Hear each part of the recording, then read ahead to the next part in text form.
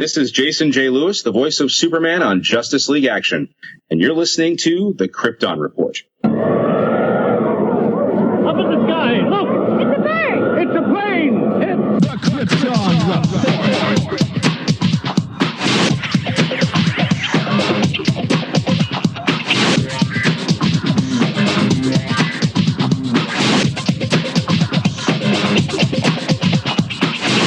Welcome to the Krypton Report Podcast, presented by the Southgate Media Group.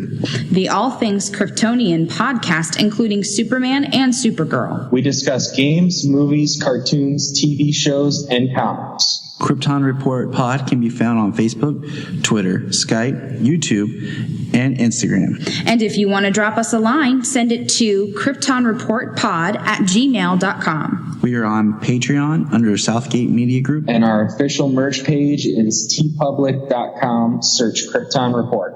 Now on with the show. Welcome back to the Krypton Report.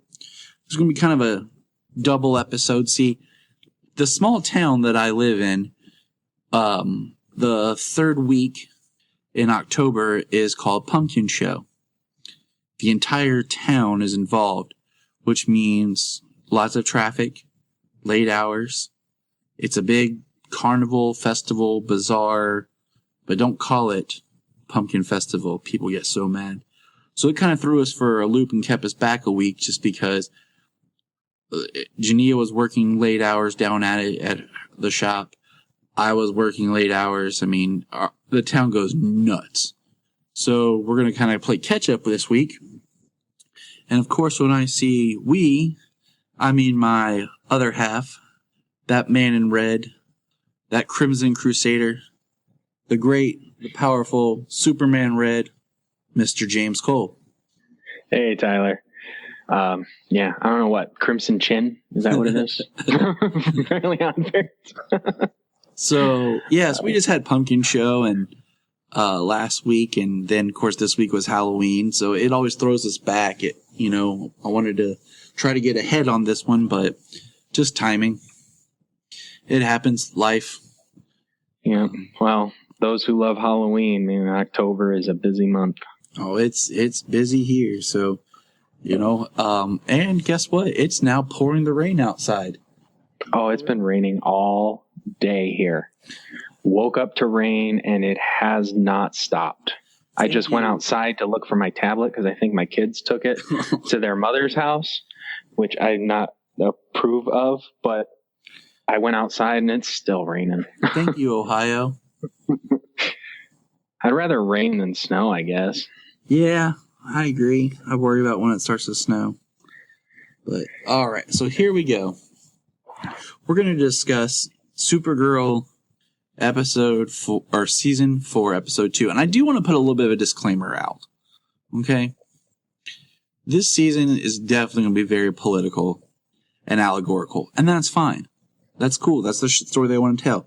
I just want to say that I hate politics. And we live in a very political society right now. And I'm not going to talk personal politics. If anything that we talk about, everything that will be discussed will be in the context of the show. As we will dive into an episode about how people view things, it'll all be built into the context of the show. It has no reference to what any personal political views or anything will be. I just don't want to get into that. We're here to talk about Superman, Supergirl, and have fun. The real world's chaotic now. I just want to have fun and escape a little. You know what I'm saying? Oh, absolutely. I mean, everybody's been, for as long as I can remember, everybody's always been so divided. It's always like one extreme or the other. There's no middle ground. And it's surprising that it's even gone further to each end. So that's all I got to say about that. Yeah. So I just want to throw that out there because, it's not, who cares what I think, my thoughts are mine. Your thoughts are yours. I just want to have fun and talk Superman and Supergirl. So we're going to get into Season 4, Episode 2, Fallout. Turn to my handy dandy notes. And This definitely noticed in this episode, the new intro with how she's talking. And I mean, I like the intro, the voiceovers, but they seem so awkward because it seems like each season they're more and more relaxed. Like, I'm Kara Zor-El. I came to Earth when my planet blew up. Right. Well, this year she calls herself a refugee.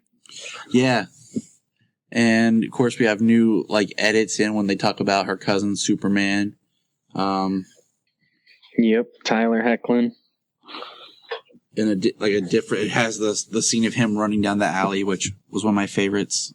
Gave me chills the first time I saw it, in that special trailer. We get to see the Oval Office, which was kind of a really cool set to see, the Oval Office. And it makes me wonder, because we know that they're phasing out the president, Linda Carter, and they're bringing in the vice president, Tron. Basically. Yeah.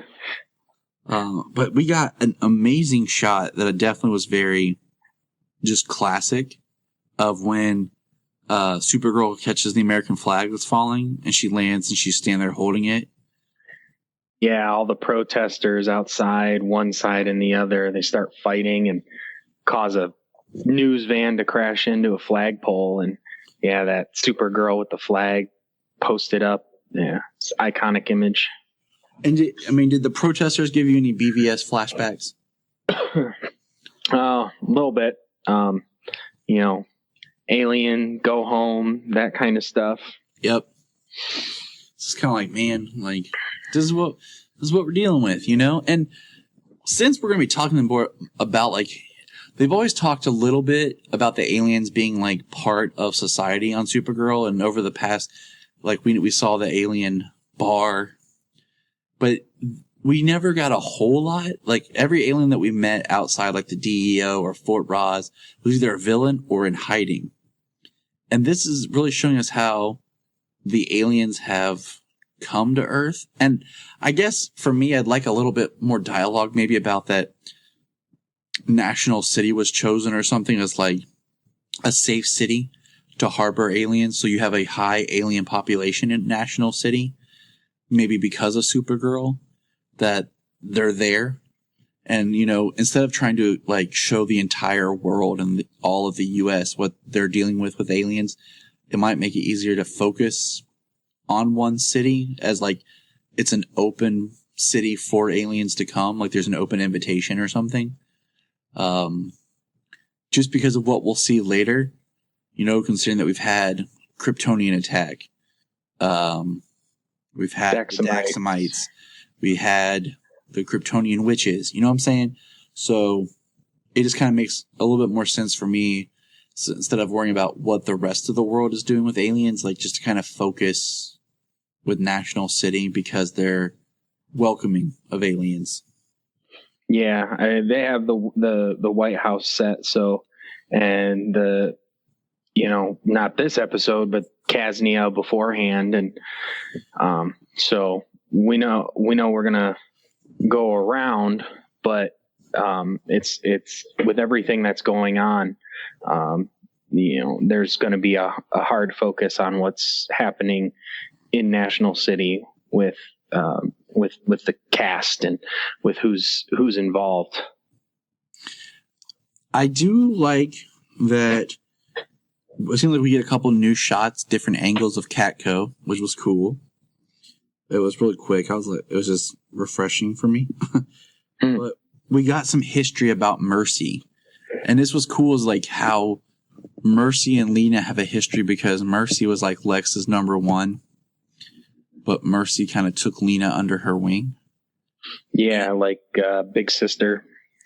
And Lena's such a great character in the fact that she's a Luthor, but she's not blood. So it makes it very interesting to see what choices she will or won't make. And, we get a little about their history, and Lena is prepared to confront Mercy. And I really think this is going to be the make or break season for Lena. Yeah. Yeah. There's some things that she says, about,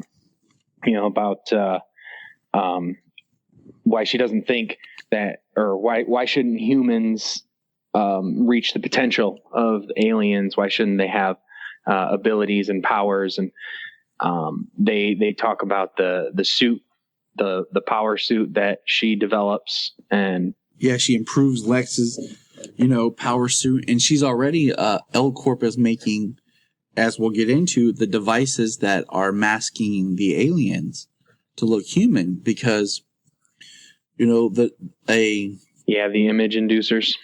The next scene is we have an image inducer Brainiac who goes to the pizza place that he always goes to, and he orders pizza, and he's waiting, and we see Mercy is hacking into L-Corp, causing problems, and his image inducer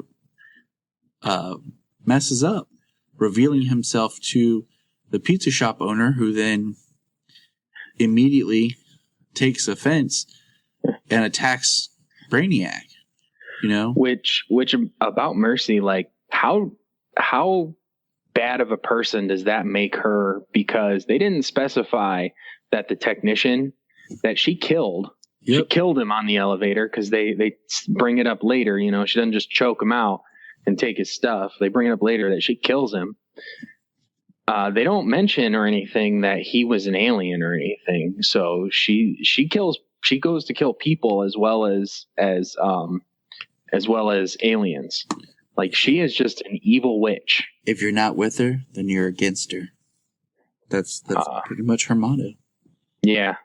The interesting thing I thought about that, though, is it was the first image inducer, and that's what they bring up. It's the first image inducer that gets knocked offline, which is Brainiac. But he had the image inducer later in the season last year.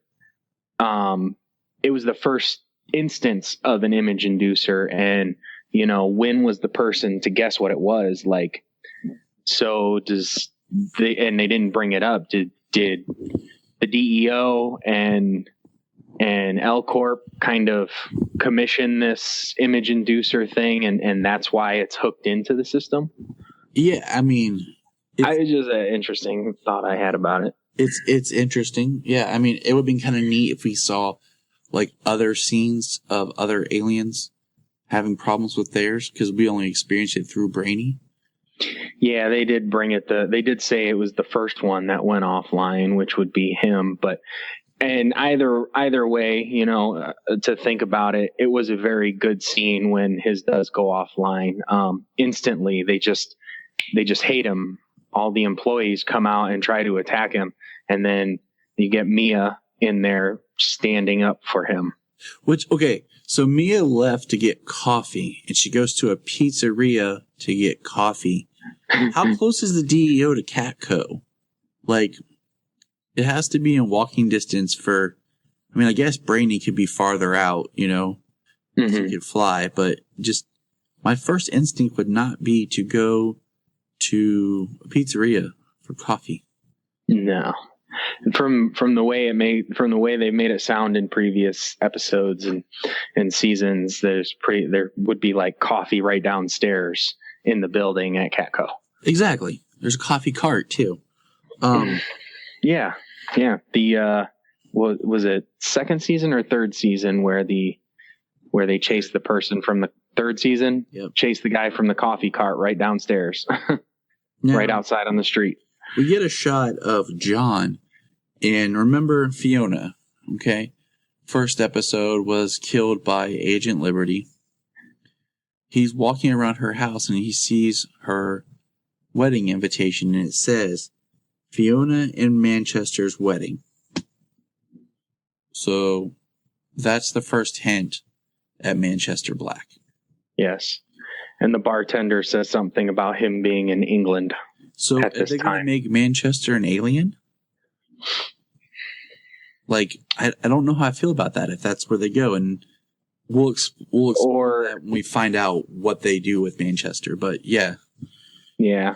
I don't know if she or if he would be the alien. I assume she's the alien. I mean, she is, but I mean, like, yeah. Is he going to be one too? Right. Or is he just in a relationship with an alien and he didn't have a problem with it? So how is that going to going to develop his character? Because obviously he would want to fight against these people who had killed Fiona.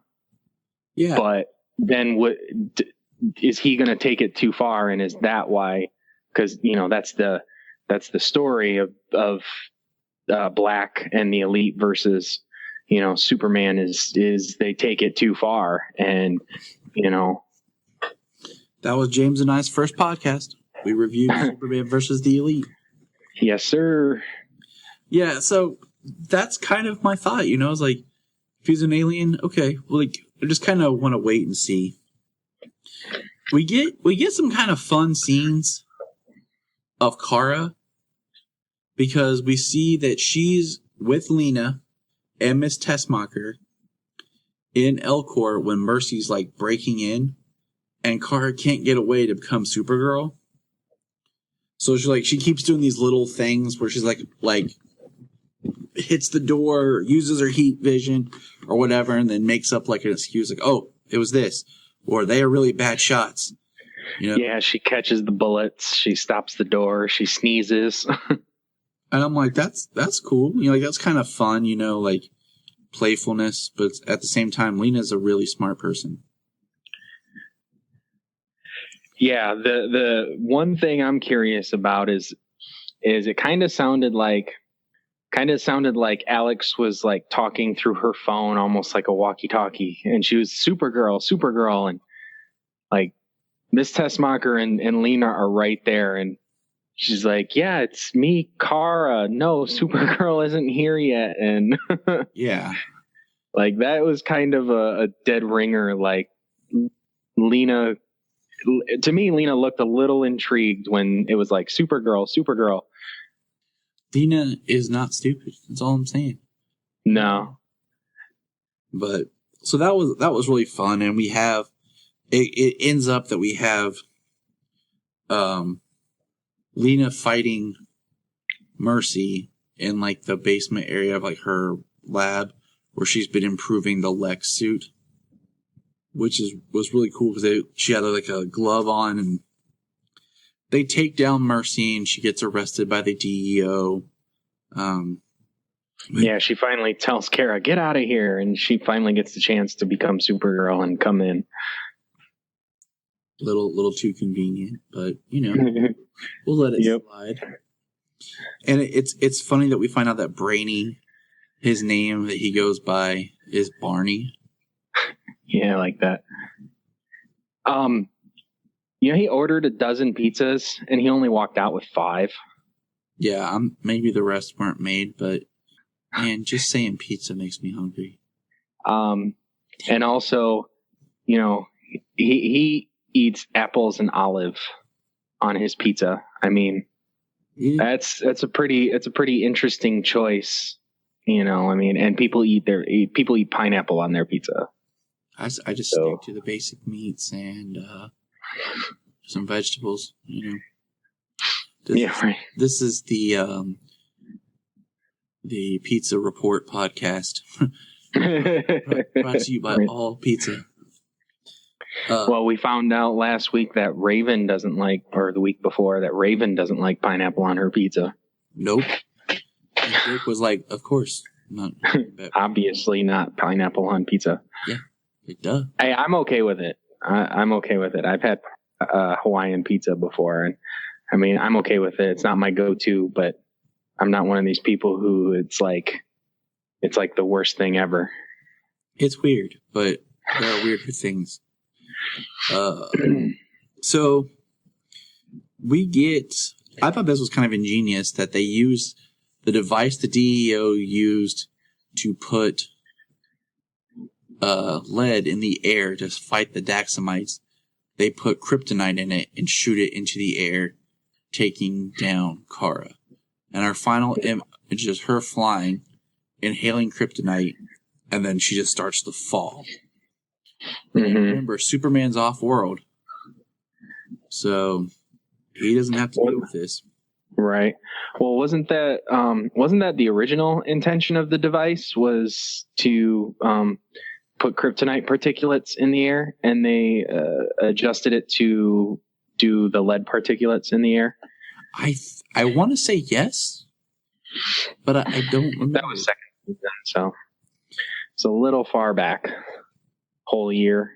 Yeah, I mean, lots happened, and I haven't got to re-watch Supergirl straight through like I'd like to as much. I've just been busy, 2 kids, life. Mm-hmm. So the only episodes of season 2 I've gotten to rewatch is the premiere and exactly the premiere and the second episode with Superman in it. Yep. Same. But that was Fallout. I thought it was strong. It was a good, continuation of where we left off. It's setting the stage with showing us for lack of a better term, the racial climate against aliens. Yeah, the xenophobia. What I really liked about the whole episode had its good moments, its ups and downs. Sometimes I think Mercy is a little over the top with her the woman acting. I think her acting for some of her little speeches trying to convince people, like when she was trying to convince Agent Jansen, who helped them escape. I think that she's a little over the top sometimes, but Sam at the end, when they release the kryptonite into the air and John is at the Earth First rally and Sam Witwer, Agent Liberty, is giving his Earth First speech, is really good. And it pairs so well with the image of the kryptonite and her getting irradiated and falling and everything. It was really good ending. It was definitely a great cliffhanger. Like, I'm surprised they did it as early in the season as they did. Because I kind of feel like that would be a great, mid-season cliffhanger. Right? Her falling irradiated with kryptonite? Yeah. Mm-hmm. But, so that's Fallout, and we're going to do something a little different. We're going to talk comic books. Now, if you don't know, James and I do review the Superman in Action comic books, but we always put them up on our YouTube. But today we're going to go ahead and throw them into this episode. So if you haven't read it, we're going to discuss Superman 4, which got the fun foil cover of Rogol Zaar's ugly face. Mm-hmm. And we're going to jump on in. And basically, I read this book, okay? And you know what I remember about it? What's that? Very little. Very little. And I don't mean to be mean or anything, but like we've talked about before, so little happens of significance that I don't really remember. I do remember, it's Superman fighting Rogol Zaar. Rogol Zaar has all of his forces. They're in the Phantom Zone. And my favorite part in this book was when Superman has his little flashback and he's talking to John. Yeah, that was really good. I mean, heavy on the action, the art for the action is spectacular. And, his flashback with John, one of my favorite parts is when he talks about he wants to pop Batman's head off his body. Yeah. I mean, and that just shows, and that just shows that Superman is still a person. You know what I mean? He still gets angry. Obviously, he has to think about it more.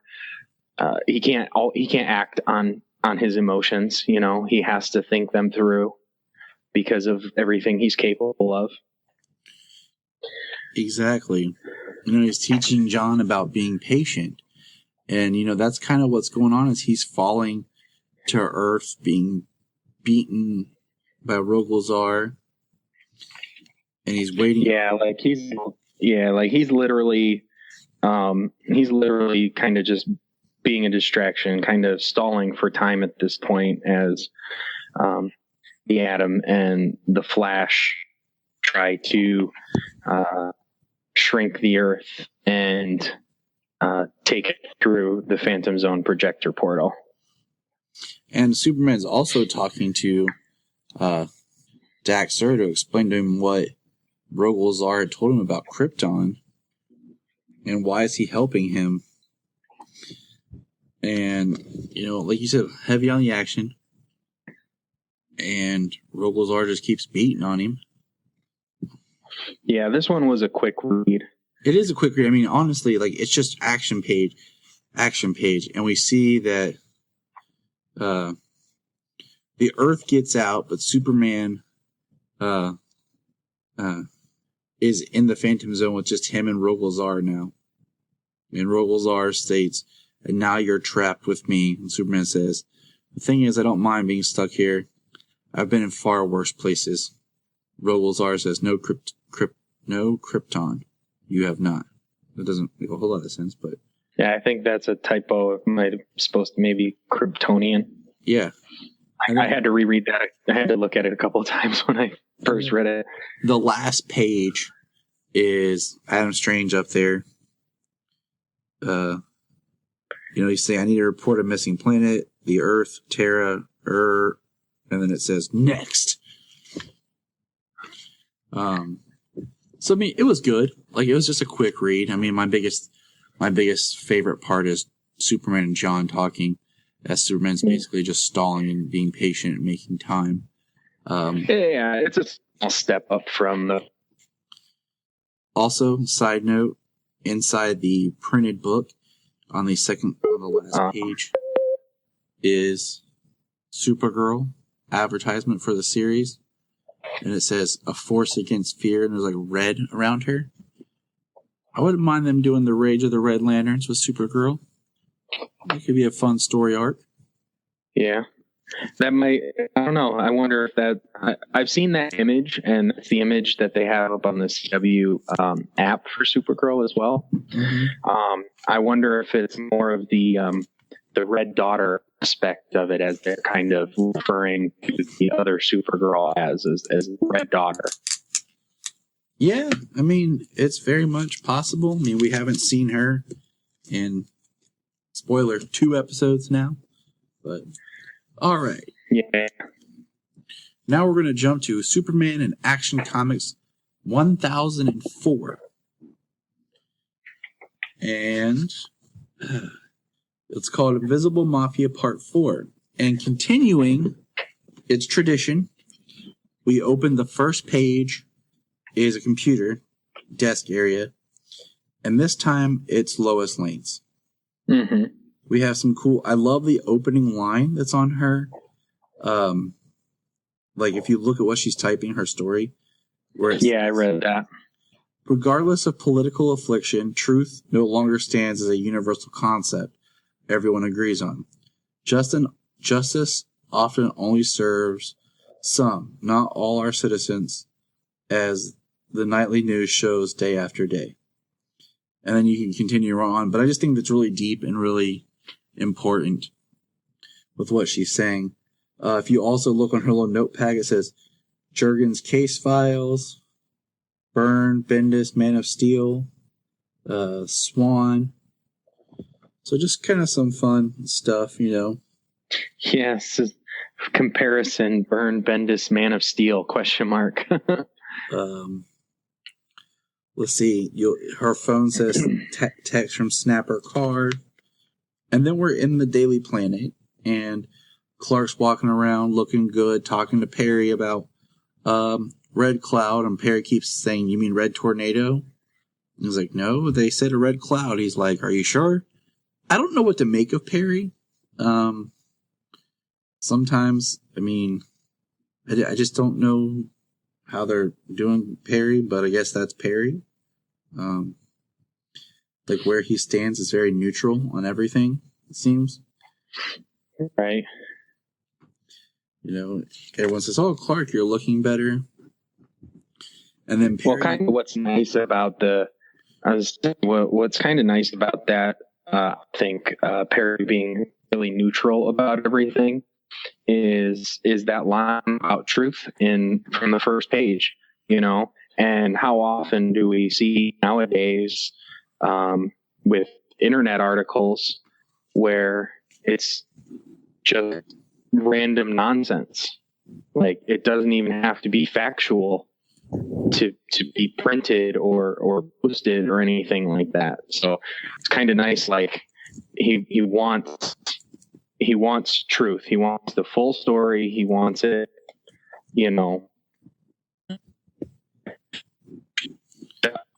with references and with facts, and he wants the truth. What we so long for. Yes. And it's sad. We see Clark get pulled into Perry's office and the gossip columnist holds up a tablet that shows Lois Lane and Lex Luthor in an apartment and says, any comment? And Perry basically shushes her out. And, then Perry asks Clark, like, what's going on? And, Perry's talking, and then we see, like, Clark, we see the shirt rip and everything, and then we see him sit down, and then we have, like, a flashback, it looks like, to when, in the last issue, where he found Lois, and she was back. And then we get them having some pillow talk, post-marital relation discussions. And I don't know how I feel about this Lois Lane. I had some thoughts about that, like some questions. What is she doing? What is she like getting at? This version of Superman and Lois. They've been married for a long time. They have John. They have a kid who is, how old is he? 10, 11 years old at least. If not 12 or so. Mm-hmm.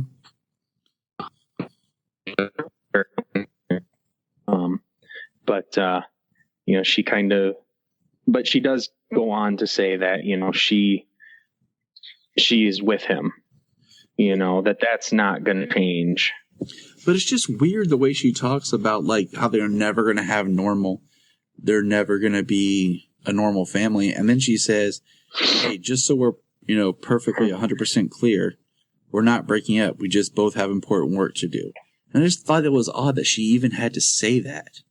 Like, with as much as this couple's been through and where they stand, it just... Yeah.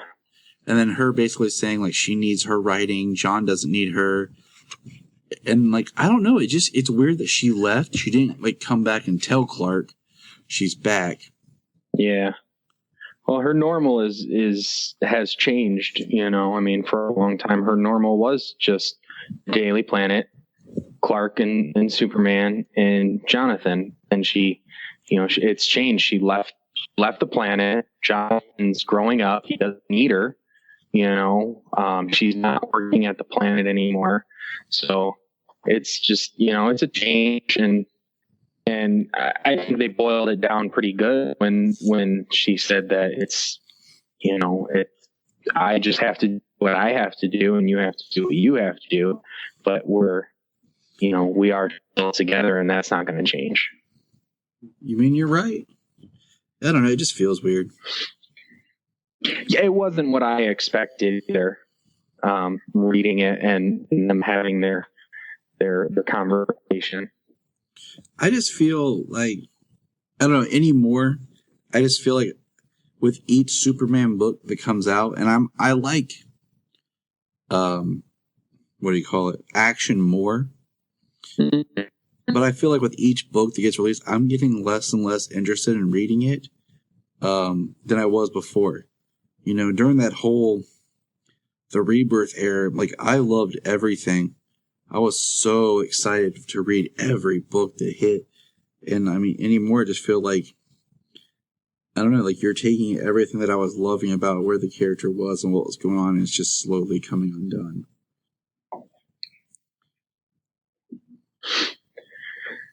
Yeah. Well, they have to make some changes and some different challenges, and it's going to take different turns after 80 years.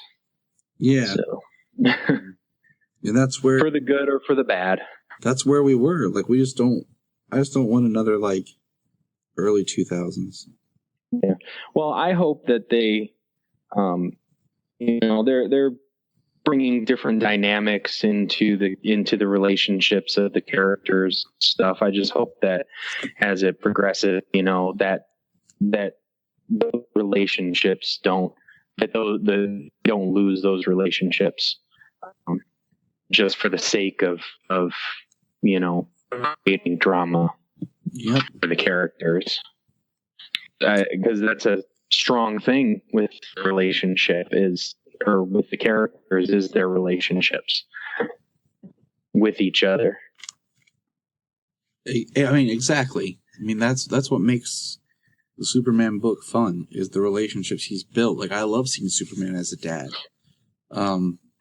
So we get a scene of Copperhead attacking the planet after the gossip columnist.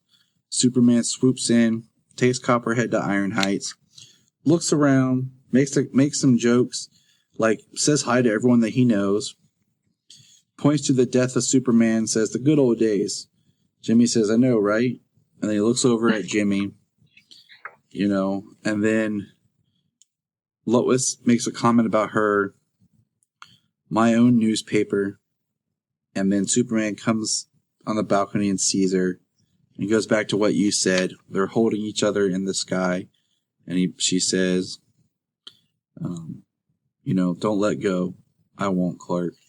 So, I mean, it's like they're still working through it. I don't know. It kind of gave me the off feeling like they're trying to find a way to almost break Lois and Clark up. Yeah, I hope it's not the route that they take. Changing their dynamic. One with John being off-world, who knows what it's going to be like when he returns, and her not being a reporter, being a writer, them having that distance between each other, not being together every day at work and at home, changes up the dynamic. I find the dynamic change okay. I just hope they don't change the relationship, which it seems, don't let go. I won't, Clark. Doesn't seem like they're going to. And then we got next the Red Cloud revealed. So may come to find out who is the Red Cloud. Any thoughts? I don't have any. Well, they gave us a few people in the beginning and kind of said it was going to be one of these people. So it doesn't seem like it's Robinson Good. I highly doubt it's Lois, unless it's not Lois, but which would kind of explain some of the different interaction, but I don't think it's her.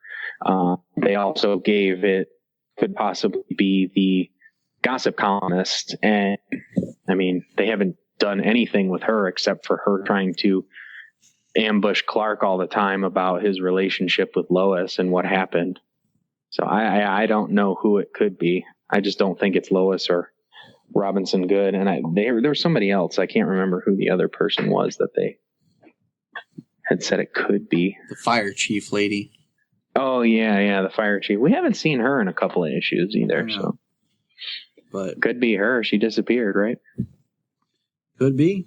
I mean, seriously, it could be. All right. So now we're going to jump back for those following us. So that if you haven't seen the newest episode of Supergirl, you can watch it here and come back to us. But now we're going to discuss Supergirl, Season 4, Episode 3, Man of Steel. Now, was this episode perfectly titled or what? Yeah, it was actually very aptly titled. I was surprised at what it means. And what we're talking about is this episode was great because James and I talked a little bit off mic about this after we saw it. Text messages, which we usually try not to say too much about stuff to hold it for Mike. But so many times do we get these villainous plots where we're just told something like, oh, blah, blah, blah hurt my family, or blah, blah, blah did this, and now I'm mad about this, blah, blah, blah, blah, blah, okay? Get it. Got it. Okay? we got a whole episode. This whole episode tells the story. Of his history, of his story since the end of season 1 of Agent Liberty. And it's all done in flashbacks, but it shows how he connects to all of our characters. So we start out, at the end, we have a little bit of stuff that's going on now. Because we got to pick up Supergirl's falling, and J'onn J'onzz catches her and takes her to the DEO, and Alex is Alex is checking her out. To make sure that she's okay. Yeah, because she's basically dying of kryptonite poisoning right now. And that's the main setup. And then, so while that's going on, okay, we get our flashback to 3 years ago. And it's when Supergirl gives her myriad speech about hope. And we see that it's Agent Liberty. His name is Ben Lockwood. His father, his son, and his wife. And the father's really down about aliens. Really hates on aliens. And we see Ben trying to talk, and be calm. And trying to find this medium ground of, just connecting with them and everybody living harmoniously. Being a tolerant and good person is how he starts out. I hate that term tolerance, but we won't go there. Well, when you see where it goes, it's basically what it was. Yeah, so we have this discussion, and we find out that they're receiving nth metal.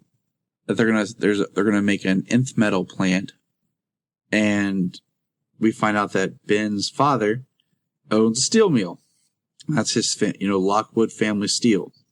And we find out that Luthor Corp / L Corp has always purchased their steel from Lockwood Steel for their construction. Well, now it's going to be made from nth metal because it's supposed to be better.